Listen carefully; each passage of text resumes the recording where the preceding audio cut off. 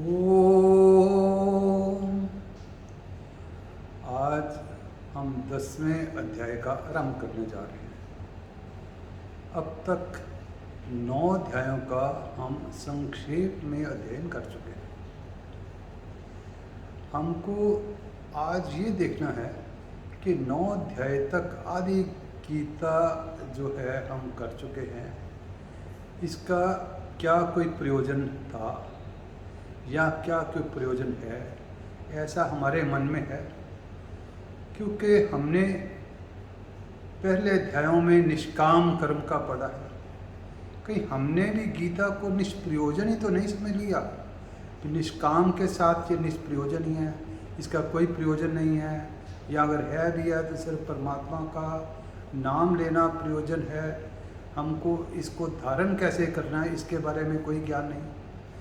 तो आज हम 10वें अध्याय का आगे आरंभ करने से पहले ये सोचेंगे कि गीता का प्रयोजन है क्या।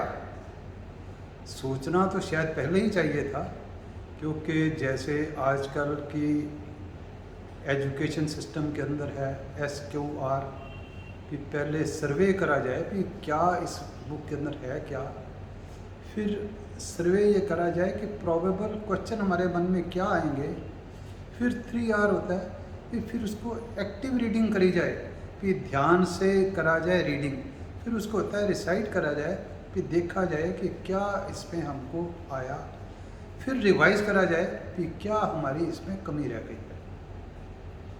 खैर, ऐसा हमने शायद इसलिए भी नहीं करा कि गीता का सर्वे करना क्या है, इसमें क्या नहीं है, ये हमारे जैसे मानव के लिए असंभव है।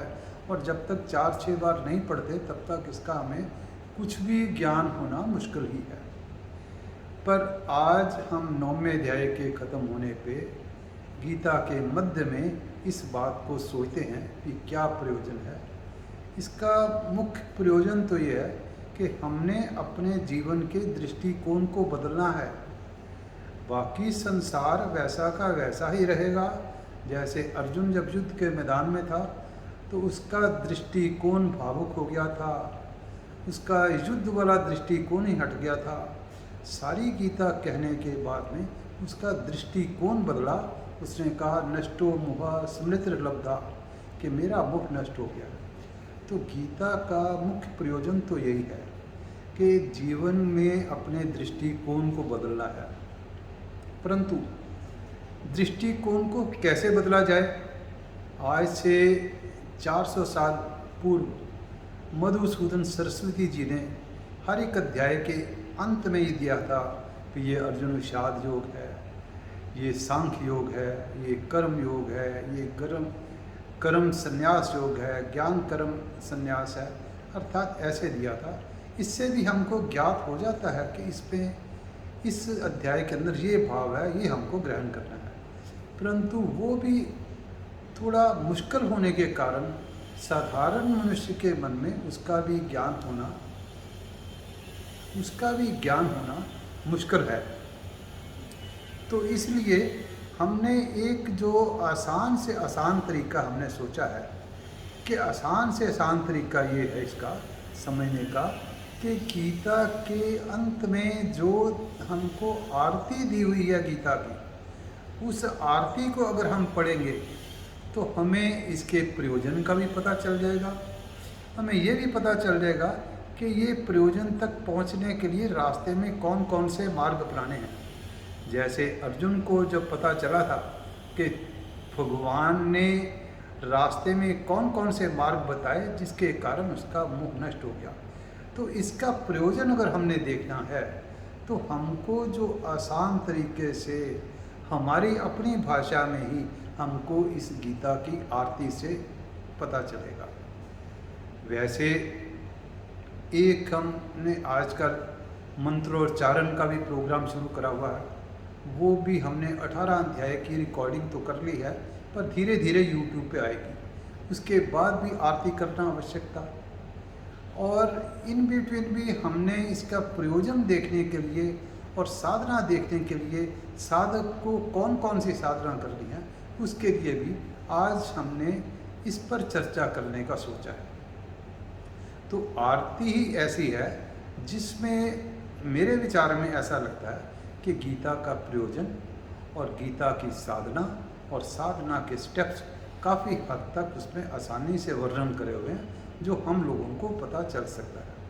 गीता की आरती आप जो भी आपके पास बुक है, गीता प्रेस की बुक में सब जगह आरती अवेलेबल है। गीता की जो डायरी है, दैनंदिनी है, उसमें भी है, तो वहाँ से भी आप देख सकते हैं। पर मैं आपको बताने का प्रयास करता हूँ कि गीता की आरती में 7 जो हैं दोहे हैं।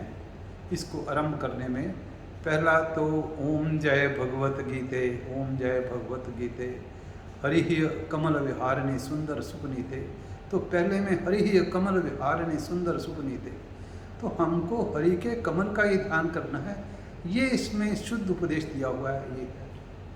फिर जब दूसरा इसका जो आता है दोहा, उसमें ये आता है कि कर्म सुमरम प्रकाशनी कामा शक्ति हरा। इसमें सारी गीता आ गई कि कर्म को सुमरम का कैसे जाना जाए, कैसे कर्म बढ़िया करा जाए, कर्म सुमरम प्रकाशनी, तो इसको कैसे करा जाए, इसी में सारा आ जाता है। कर्मण्येवाधिकारस्ते माँ फलेषु कदाचन माँ कर्म फल हेतु माँ ते संगोस्त कर्मी। तो फिर इसी में दूसरे पैरे में आता है कि तत्व ज्ञान विकासनी। तो तत्व ज्ञान को कैसे विकास करेगी, तो तत्व ज्ञान विकासनी अगर हमें ध्यान हो, तो हमने देखा है कि दूसरे अध्याय के 11वें से 30वें श्लोक तक तत्व ज्ञान दिया हुआ है। फिर 13वें अध्याय में भी ज्ञान दिया हुआ है, 15वें अध्याय में भी ज्ञान दिया हुआ है, 18वें अध्याय में भी ज्ञान दिया हुआ है। तो तत्व ज्ञान विकासनी विद्या ब्रह्मपरा, ये ब्रह्म विद्या को देने वाली है। ध्येय तो जैसे हमने कहा, प्रयोजन तो यही है कि हमने अपना दृष्टिकोण बदलना है। दृष्टिकोण बदलना कैसे है, कर्म सुमरम प्रकाशनी से, भी कर्म को कैसे ठीक करना है, और विद्या ब्रह्मपरा उससे। और इस तरह से हमने इसको देखना है कि हमारा आसक्ति के बिना कर्म होता चले, इसको हमने और तत्व ज्ञान प्राप्त करते चले, ये हमारा लक्ष्य है। ये जो 9 अध्याय हो गए हैं उसमें भी यही है, आगे के अध्याय में भी हमने इसी का ध्यान करना है। फिर इसके बाद में आ जाता है कि गीता और क्या, निश्चल भक्ति विदायनी निर्मल मलहारी शरण हर रहस्य प्रदायनी सब विधि सुखकारी, कि ये हमें भगवान के प्रति निश्चित तौर से भक्ति प्रदान करती है। शरण रहस्य प्रदायनी, ये हमको भगवान की शरण में जाने का रास्ता बताती है। तो निर्मल मलहारी, ये हमारे मन के दोषों को भी दूर कर देने वाली है। तो ये भी इसका प्रयोजन जो मैं कह रहा हूँ कि गीता का प्रयोजन अपने दुनिया के तरफ के दृष्टिकोण को बदलना है। पर कैसे बदला जाएगा, ये कर्म सुमरम से बदला जाएगा, ये आसक्ति छोड़ करके बदला जाएगा, ये ब्रह्म विद्या का ज्ञान करके पढ़ा जाएगा, ये निश्चल भक्ति भगवान के तरफ करके चलना आएगा, ये भगवान को सरेंडर करके करा जाएगा। ये आगे भी आ चुका है, बाकी के अध्यायों में भी इस श्लोक ने आगे आगे आना है।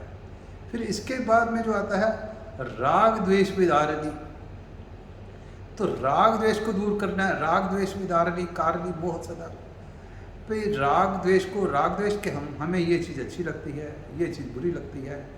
हमें जब डिसीजन लेना है, अच्छी बुरी लगेगी, हो सकता है ये अच्छी लगे, हो सके बुरी लगे, परंतु जब हमने अपना निर्धारित डिसीजन लेना है, तो हमने डिसीजन लेने के टाइम इसका ध्यान करना है कि हमारा डिसीजन हमारी लाइक्स एंड डिसलाइक्स पे, हमारे राग और द्वेष के ऊपर ना जाए। जो हमारा एक कार्य है, जो हमको करना है, वही हम करा जाए। तो राग द्वेष विदायनी निर्मल मलहारी, तो इस तरह हमें ये तीसरे अंतर में भी, दोहे में भी हमको राग द्वेष का हमने ध्यान करना है। फिर इसके बाद आता है आसुर भाव विनाशनी नाशनी तम रजनी, कि ये हमारे जो आसुर भाव हैं उनको भी जो है दूर करती है। आसुर भाव हमारे का वर्णन गीता के 16वें अध्याय में है कि ऐसे 42 जो पॉइंट बताए हैं, लक्षण बताए हैं, जिनको हमने दूर करके रखना है। आसुर भाव विनाशनी नाशनी तम रजनी, ये हमारी अंधेरे रूपी रात्रि को दूर करने वाली है। फिर यह कि दैवी सद्गुणदायिनी, कि दैविक गुण प्रदान करने वाली है। दैवी गुण भी 16वें अध्याय में आएंगे, 26 दैवी गुण हैं। तो दैवी गुण प्रदायिनी तो हमारे जब मन में होगा कि जब हमने 16वें अध्याय को पढ़ना है कि ये दैवी गुण 26 हैं, हमने धारण करने हैं, ये आसुरी गुण हैं, ये हमने इनको छोड़ने का प्रयास करना है, निश्चल भक्ति का प्रयास करना है, कर्म को सुमरम बनाना है, हमने आसक्ति का त्याग करना है, तो हमारा धीरे धीरे दुनिया के प्रति दृष्टिकोण जो है बदलता जाएगा।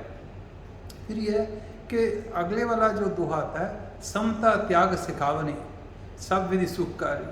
तो हमें जो समता में रखना है, एक तो ममता है, ममता सबसे बड़ा रोग है कि ये मेरी चीज़ है, ये मेरी वस्तु है, मेरा इससे प्यार है, ये मेरा रिश्तेदार है, ये इससे प्यार है। हमें समता रखनी है कि सबके प्रति एक भाव रखना है, नफरत तो किसी के भी नहीं करनी। ये भी सारा जो ज्ञान गीता से आएगा, ये 12वां अध्याय जब शुरू करेंगे तो आएगा कि द्वेष्टा सर्वभूता नाम मैत्रा करुण एवच, कि किसी से द्वेष नहीं करना। ये जो ज्ञानी पुरुष है वो भी द्वेष करना तो सीख जाता है, किसी से द्वेष नहीं करना, ये तो उसको पता चल जाता है। परंतु जो भक्ति भाव वाला है आगे उसको ये भी उसको और आता है, इसी श्लोक में है मैत्री करना और कंपैशन करना, फिर हर एक से मित्र भाव रखना, हर एक के ऊपर दया का भाव रखना। ये भी जो है समता त्याग से कावने।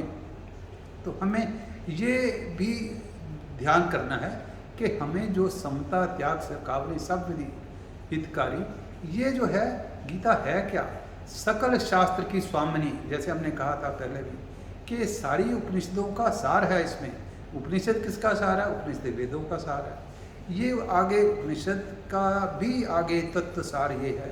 ये तत्व सार और इम्पोर्टेंट इसलिए भी है कि ये एक तरह का, जैसे मैनेजमेंट में एक केस स्टडी करते हैं कि ऐसी सिचुएशन आए तो कौन से मैनेजमेंट के प्रिंसिपल लागू होंगे। ऐसे ही ये केस स्टडी है कि अर्जुन युद्ध के मैदान में खड़ा हुआ है, युद्ध के मैदान में खड़ा होने के बाद उसका मन विचलित हो रहा है, उसको कैसे भगवान ने निकाला।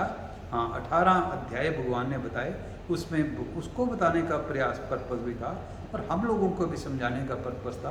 तो ये केस स्टडी है।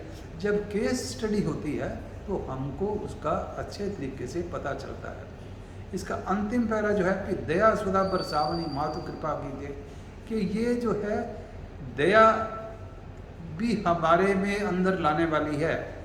तो ये जो सारे के सारे हमने इसमें जो आरती में जो मेरी समझ में जो लगभग ये 8 या 10 बिंदु आए हैं, इनका अगर हम मन में निर्धारित करके गीता का ध्यान करेंगे तो हमारे अंदर प्रश्न भी आएगा। हो सकता है पहली रीडिंग में प्रश्न पूरे का उत्तर ना मिले, पर जिज्ञासा उत्पन्न होगी। जिज्ञासा उत्पन्न होगी तो हमें इसके दूसरे अध्ययन में उत्तर मिलेगा, और दूसरे अध्ययन में भी उत्तर नहीं मिलेगा तो तीसरे अध्ययन में उत्तर और समाधान भी मिलेगा। अगर हम इसको बिना पढ़े चले जाएं और बिना अपनाए चले जाएं तो पहली रीडिंग में शायद वैसा ही होगा जैसे किसी ने MBBS कर ली, 4 साल पूरे कर लिए, पर इंटर्नशिप तो करी नहीं। इंटर्नशिप करने का मतलब जब वो हॉस्पिटल में जाएगा तब किसी ने हार्ट का ऑपरेशन करना है तो पहले हार्ट का ऑपरेशन करना नहीं सीख लेगा, पहले कोई छोटा मोटा किसी के कॉर्न का ऑपरेशन करेगा, किसी के हाथ का करेगा, फिर किसी के साथ ऑपरेशन करता हुआ उसके साथ लगा रहेगा। धीरे धीरे उसका ज्ञान बढ़ेगा तो शायद 1 2 साल 3 साल के बाद हार्ट का ऑपरेशन करने के कामयाब हो। तो ऐसा करते रहने से हमें ये जो हमने अध्ययन कर लिया, गीता का अध्ययन कर लिया, ये वाले जो हमने प्रयोजन भी जान लिया, ये प्रयोजन के लिए हमने साधन भी जान लिए।